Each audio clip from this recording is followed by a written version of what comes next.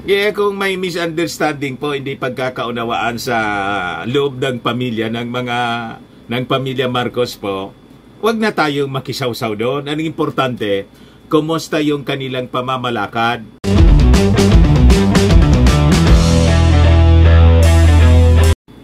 Nabasa mo niya, Mr. Maravillas, yung post na ngayon lang ni Super Ate, Senator Amy Marcos. Opo, nabasa ko, biglang nag-appear mga kababayan sa aking timeline. Ngayon, pinagpipista na ng mga netizens po. Kasi yung post po ni Senator Amy Marcos, ito po sabi diyan, kung napipili lang ang kamag-anak. So talaga niya, Mr. Maravillas, lantadanan yung disagreement sa family. Ano niya, Mr. Maravillas, yung tingin mo? Sino yung kaaway ni Super Ate? Siya yung nagsabi, kamag-anak. Yung kamag-anak niya, siyempre, kung hindi yung ating Pangulong Bongbong Marcos, yung kanyang pinsan, or mga pamangkin siguro. So yun ang mga kamag-anak, yung pamilya talaga po.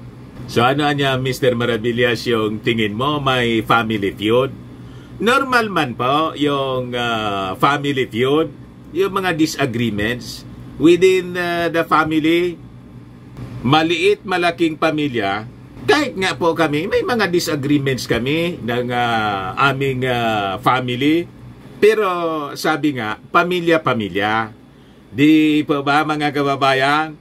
But before natin na pag-usapan itong controversial na post ni Super Ate, click subscribe muna dito sa ating YouTube channel and hit the notification bell para lagi po tayong updated sa mga kaganapan dito sa ating bansa.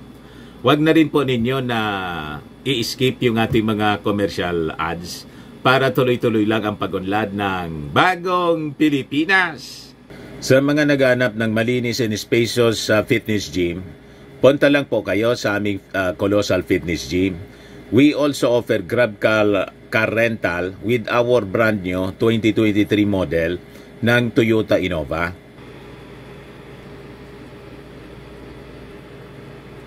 We also accept booking for those who are planning to travel via PAL, Cebu Pacific and other airline companies, local and international, and bills payment for Meralco Bills, PLDT, etc.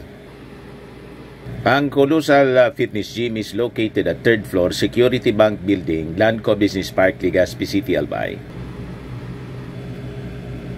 For inquiries, look for Jilon Maravillas, contact number 0966-802-0949.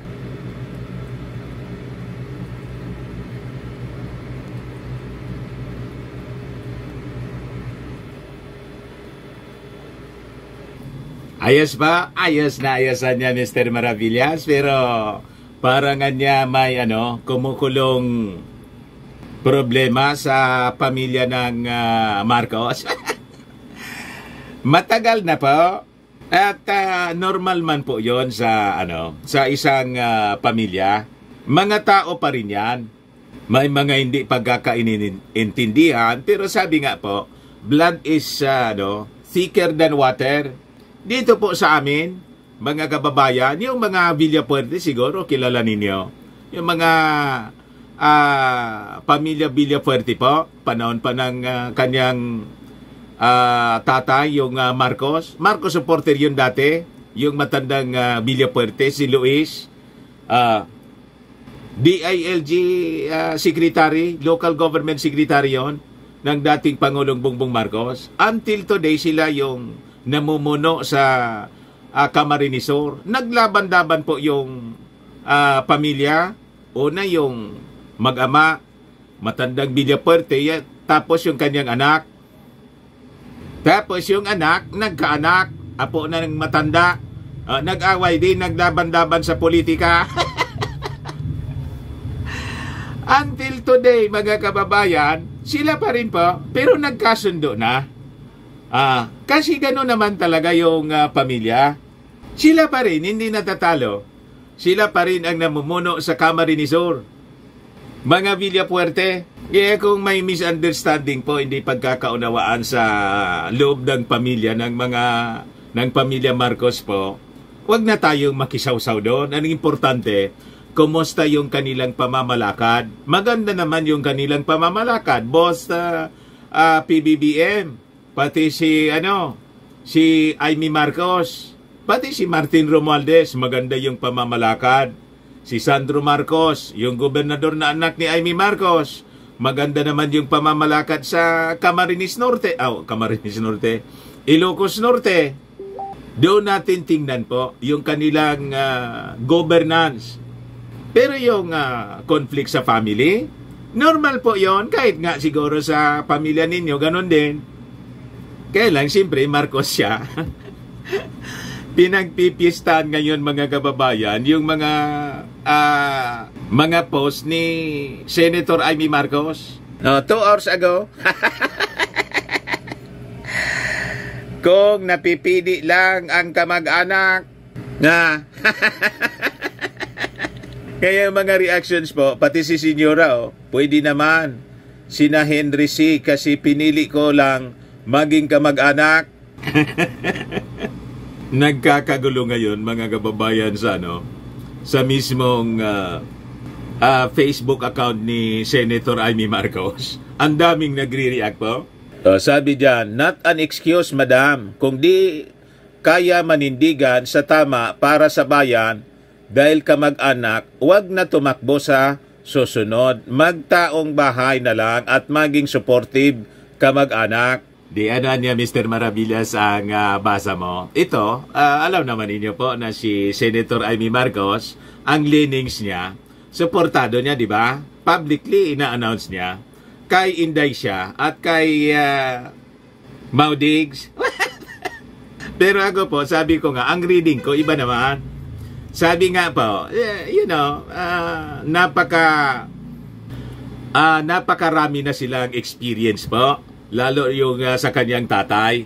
Kaya iba man po yung reading ko sa kung bakit ayaw hiwalayan ni Manang Amy yung mga Duterte. Ako, mas okay sa akin po na si Amy Marcos dapat dikitan si Maudigs at saka si Inday. Bakit niya Mr. Maravillas? Para alam niya kung ano yung mga plano. Di ba? Sabi nga mga kababayan, keep your friends close and your enemies even closer. Di ba dapat ganon? Kasi pag hindi mo malalaman ang galawan ng mga Duterte. So dapat laging nakadikit lang si Senator Amy Marcos at dapat maniwala si Inday na kampi siya sa mga Duterte kaysa kay President Bongbong at kay Martin. What?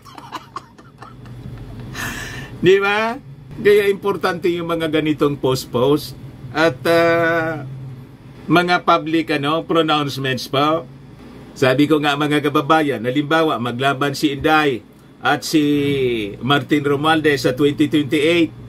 Siyempre, yung mga Marcos loyalist po, Marcos Romualdez yung iso-support. Si Amy Marcos, tumakbo as Vice President ni Inday Sara. Di ba maganda? Pagdating ng oras, siyempre, iboboto ng mga Marcos loyalist, napakarami ng mga Marcos loyalist po. Yun na nagpanalo po sa mga Duterte, pati kay Inday. Yung excess po na hindi nga mag 1 million, yung 32 million, di ba yung boto ni Inday? 32 million plus. Kay President Bongbong Marcos, 31 million plus. O yung excess sa boto ni President Bongbong, yun man lang po yung mga DDS doon. Di ba? Pag naglaban po yung Duterte at Romualdez at yung Vice President niya si Amy Marcos, so ang lalabas niya, sa reading ko lang po, baka tumama ako sa aking prediction. Di wow. Romualdez, Marcos, o di ayos na ayos, swak na swak mga kababayan. Malamangan niya, Mr. Maravillas, ganun talaga yung suksok ng baraha.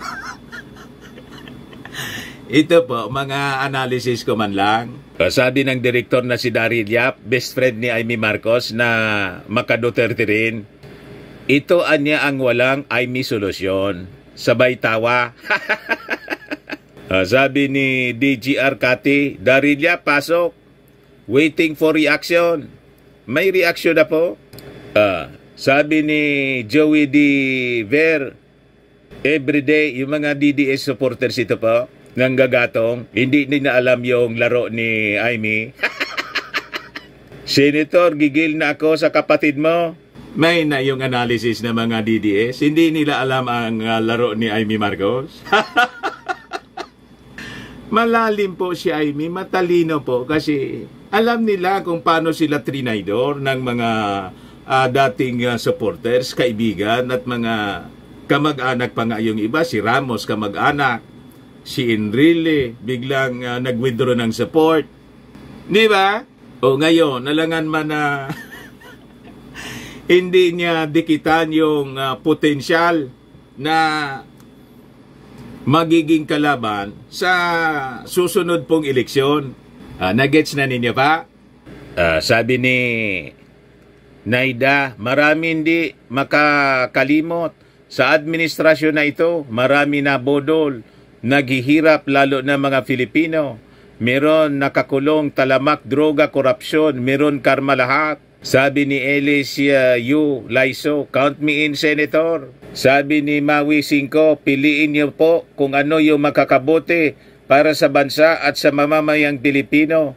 Sending hugs po, Merry Christmas. Sabi ni Antonio Guarino, ihiwalay ang mabuti, itapon ang masama. Sabi ni Fisalbon Portesa, Senator Amy, ikaw talaga ang siyang nagmana kay PFM sa dedikasyon, malasakit at tunay na nagmamahal sa mga Pilipino at sa bansa. Mabuhay ka at naway biyayaan ng Diyos na kalkasan ng isip at katawan para kalakasan. May sa katuparan mo ang iyong magandang layunin para sa bansa. Ganyan-ganyang reaction po dahil sa post ni Super Ate. Ayan man lang po, bala sila dyan. Basta tuloy-tuloy lang po ang bagong Pilipinas. Baka lang gusto niyo po itong itry. Firmax Firming and Lifting Cream, pinapahid po sa mga pulses and affected area. Mainam po sa paninigas ng mga kaso-kasoan.